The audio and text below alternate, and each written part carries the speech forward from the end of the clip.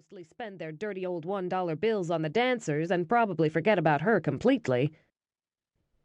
She continued her rounds, dodging hands and pretending to laugh at stupid jokes, commiserate with whiny, sad drunks, and make everyone feel like they were the most important person in all of Dilbert, Texas, nay, the world.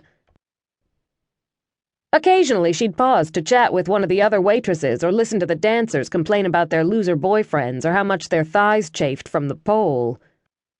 One night, after closing and too many tequila shots, she'd gotten a quick lesson on twisty pole acrobatics from one of the dancers and then pulled her groin muscle so badly that she'd had to take 2 weeks off work and hobble to her classes on crutches. She told everyone outside of work she'd strained her muscle in Zumba class and never so much as got up on the stage again after that. She made plenty from waitressing, thank you very much. More in the 2 nights she worked at Hoochie Mama's than she could make at a full-time office job, though it still wasn't enough to cover her graduate school courses and the rent on her miniature apartment, even with the modest financial aid she got from her university for being an exemplary student.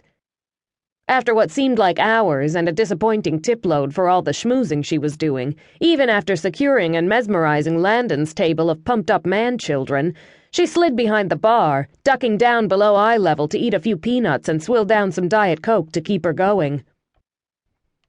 The clock read shy of 11 o'clock and her heart nearly broke. Less than an hour had passed, and she felt like she'd just expended as much effort as a World War II triage nurse after an air raid. God, some of these men were high-maintenance crybabies. Layla must have seen the despair in her eyes as she huddled under the bar, shoveling peanuts into her face. "Girl, you look like a zombie. Go take a break." Evelyn dragged herself back to her feet and, with a grateful look at Layla, sneaked off the floor to the changing room.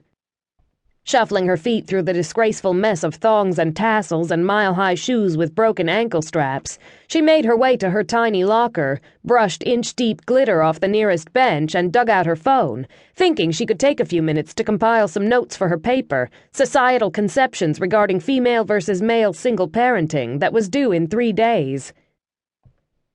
Or just read a few pages of Highlander's Embrace, the most recent of the steamy romance novels she carried with her everywhere she went. "What the heck?" she muttered, seeing that there were 14 missed calls and 3 messages, all from her runaway best friend Piper. Slightly annoyed, she clicked it to speaker and listened. "Evelyn, look, I know I haven't called you in a few weeks. I've been so busy getting things sorted here, but I really need a... Can you just call me back the minute you get this? Don't worry about the time difference, just call me, please." Evelyn pressed delete. Typical, she thought. Don't hear from her in ages, and then she needs something. "Evie, please call me back right away, the second you get this. There's a bit of a situation, and I really need..." "What? What is he doing? Crap." The second message ended abruptly, and Evelyn had to admit she felt a tinge of worry at the distress in Piper's voice. She quickly deleted the message and played the third. "Evelyn, by all that is holy, you better call me." Piper sounded angry and distracted. Evelyn could almost picture her talking at the phone, but concentrating on something else. The messages were only about a half-hour old, which meant that it was around 4:30 in the morning in Scotland. That fact was the most alarming. Piper was neither a night owl nor an early bird. Over the years, Evelyn had seen her fall asleep and stay asleep even under the most worrisome of circumstances, including the threat of being expelled from school, multiple bad boyfriends, and her parents' ugly divorce. Something serious was keeping her awake. She was just about to dial Piper's number when the phone buzzed to life. Evelyn immediately answered. "What is it?" she said, worried for her best friend, but mostly skeptical. She'd been left out of the loop for over 3 weeks now, ever since Piper's great-grandmother died and left her the family estate in Scotland. "Oh my God, Evelyn, where have you been?" Piper demanded in a tinny, faraway voice. "Are you kidding me?" Evelyn waited through the annoying transcontinental echo for what she hoped was going to be a heartfelt apology for being forgotten and ignored. Instead, she heard an impatient huffing sound.